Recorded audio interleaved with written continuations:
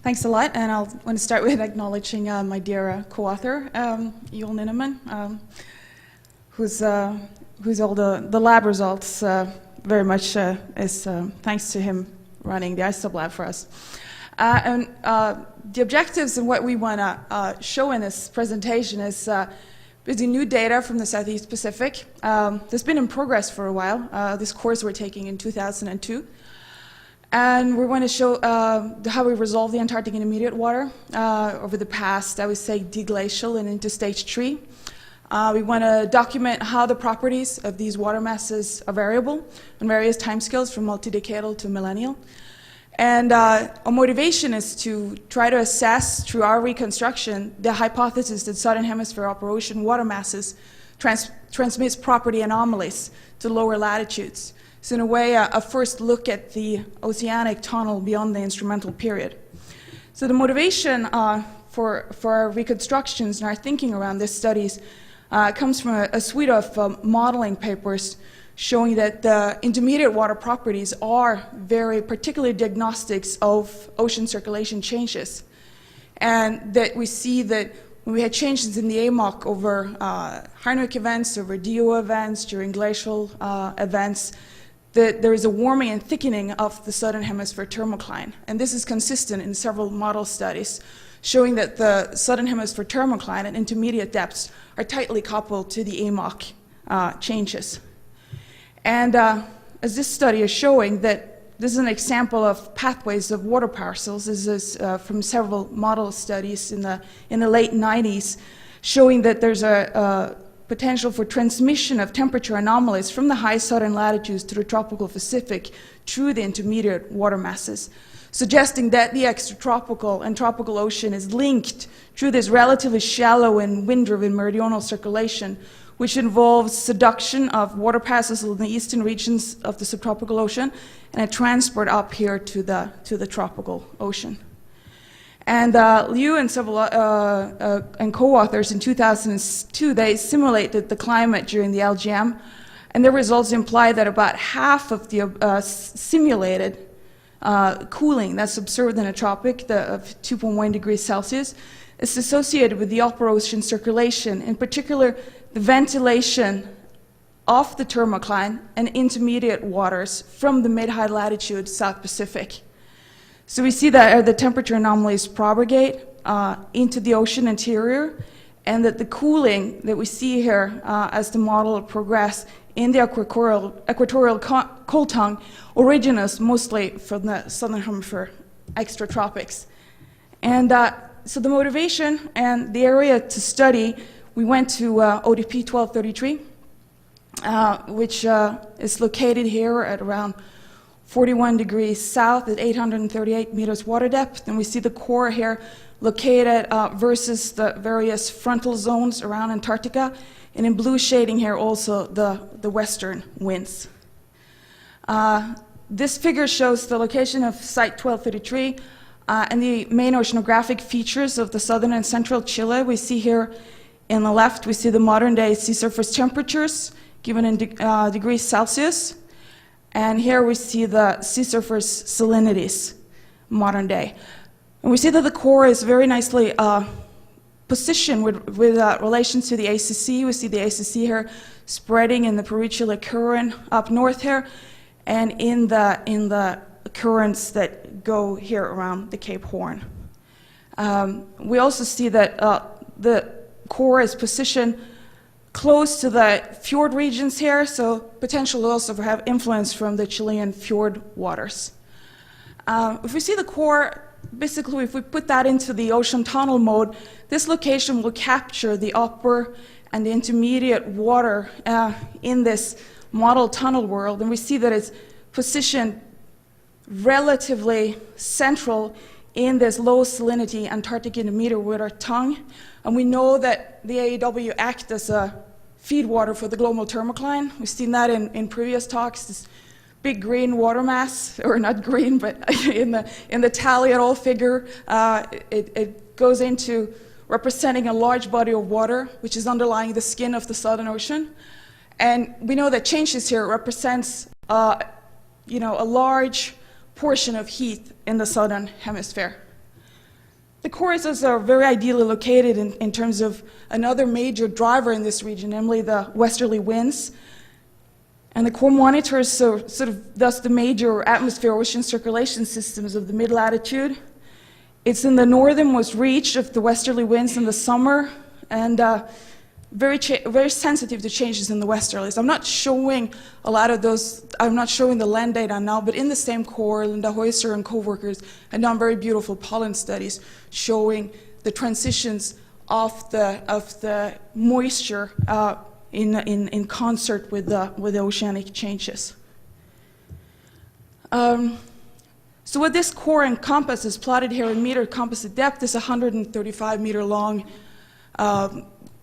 beautiful section in the Southeast Pacific. The chronology that we're using is based on a suite of papers by LeMay, by Kaiser and LeMay, the AMS days, in addition to the Lachamp midpoint there that we used to construct our age model. And the aim is basically we want to resolve the sense and timing of southern hemisphere climate change. We're testing whether the Antarctic climate signal extends to the southern hemisphere subtropics. We're asking if there is spatial consistency. And we're also asking if the southern hemisphere upper ocean, the thermocline, warm and thicken as it's predicted in the models. So this is Yule's data over the deglacial. On top here is his Boloides record, near surface water record.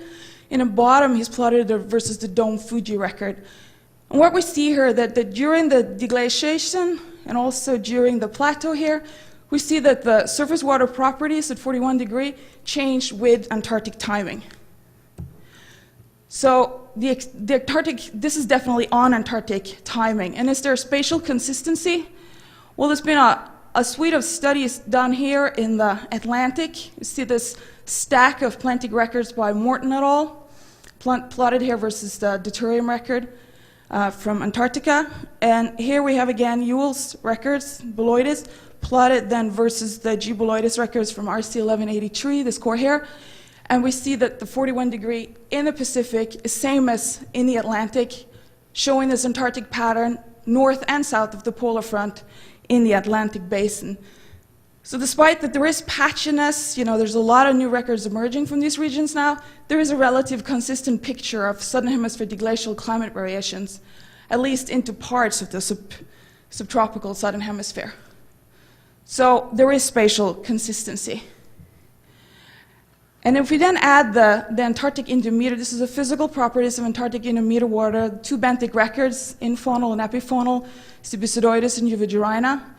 And again, here is the near surface water records, and the bottom here is Dome Fuji record across the late early Holocene and the deglaciation. We see that the deltating decreased, the warming in the Atlantic SST, and the benthic intermediate water is very similar to Antarctica. We see the same here with the delta-18 plateau, which is similar to ACR in both the Atlantic and the benthic records. So what we see is that the polar frontal climate, that is the source region of AADW, and 41 degrees south share a common signal, documenting a broad regional coherence. So then we're asking, is this observed surface intermediate water coupling unique to the last termination? Or does it occur systematically during millennial scale climate changes? How much heat actually pools in the thermocline? So we carry this study also into stage 3 in this record. And on top here is the Epica Droning Modeline ice core. It's plotted here from 32 to 42,000 years. And the bottom is our new Euvogerina epibenthic record, plotted on its own age scale based on I'm just calling it the LeMay age scale with AMS dates here on Lachamp. And we clearly see that this is also on Antarctic timing. And for the rest of the talk, I'm going to focus on Antarctic warming 1 and some of the new detailed records that we're producing there in the near surface waters. And, but it is interesting to note that this is actually very, very much like a marine equivalent to the ice core, really showing this.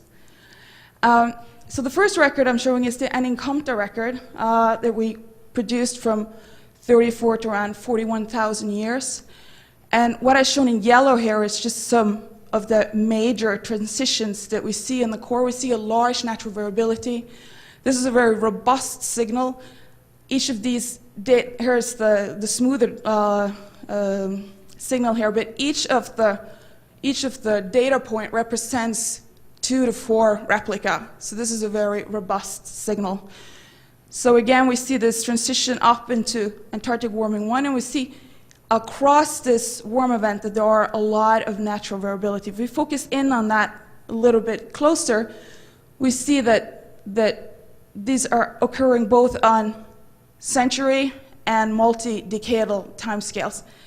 So I just for fun, I just put numbering on these most robust intervals, and we see 1 and up to 19 of these variations across Antarctic warming 1, documenting there is large natural variability in these records. And in 2012, Euler and Ninnemann published a late Holocene record from this, also demonstrating very, very large natural variability, larger than we are actually observing today in the region. We also did Seawaller-Storfy across A1, and again we see these really rapid transitions on very, very short timescale, showing the large variability in the physical properties at these sites. So if we show these records together to look at the coupling between the near surface water record and Antarctic intermediate water, we see that the polar frontal climate zone and the source area again share a very, very common signal, that implying a broad regional coherence along the coast here from 55 degrees south, the formation area from Antarctic intermediate water, up to 41 degrees south. And we see that the large features that are tracked in the near surface are tracked by smaller changes, and that a lot of these are happening within 20 to 50 to 100-year timing. So what we're going towards is a common decadal to millennial scale southern hemisphere pattern. And we focused in on A1 now, but we're going to do the entire record back to 75,000 years. So on top here is the Epica-Dronning model and ice core. Then we have our Incomta near surface water record, and we have the Seawaller-Storfy record plotted over A1. And what we see emerging is a very consistent pattern between the extratropical surface ocean, AEW variability, and the ice core temperature record. What we see is a broad regional coherence from the pole and all the way to the fringes of the Southern Ocean. And what we see is that the changes in the extratropical surface ocean propagate potentially into the ocean interior. We see there's a really, really rapid coupling between the surface ocean and the intermediate ocean. And these abrupt and very concurrent shifts are most likely driven by are the major drivers in this region today, namely fast changes in the southern westerly Sinaisis Sea. But it's also telling us that there is a very, very fast, mixing of the Antarctic signal into AEW. There's a really fast ocean atmosphere response on these timescales. And if we then add Greenland to the picture, if we want to look at this a little bit in a bipolar context, what our new data in the south is showing us that there is a one-to-one coupling of all the warming events in ODP 1283 with EDML and with a corresponding cooling in North Grip. And this holds for every Antarctic warming event when we've done it back to 50K. This is reflecting the connection of southern warming in the ice core and AEW to the reduced oceanic heat transport into the North Atlantic during stadials.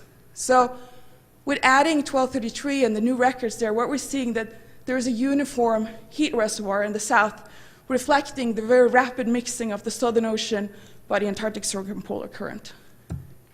So to sum it up, the models are suggesting that the extratropicals could play an important role in modulating tropical climate. We produce new records that are demonstrating the observed changes in Antarctic climate are transmitted through the mouth of the oceanic tunnel along the base of the thermocline, just as the models predict.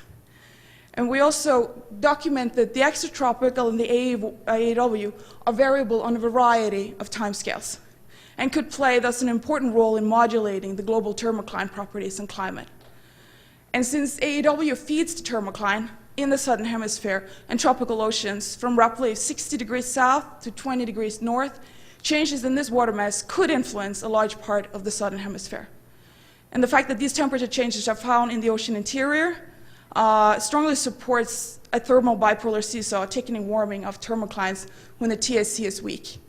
And I'd like to say that it was really, really nice this morning in the poster session to see this Okhotsk studies and see now new both tropical and high Pacific Delta 13C records coming out, because that's the next we're going to start looking at is basically the ventilation signal that these, of the ocean chemistry that these new records are demonstrating. So thanks for your attention.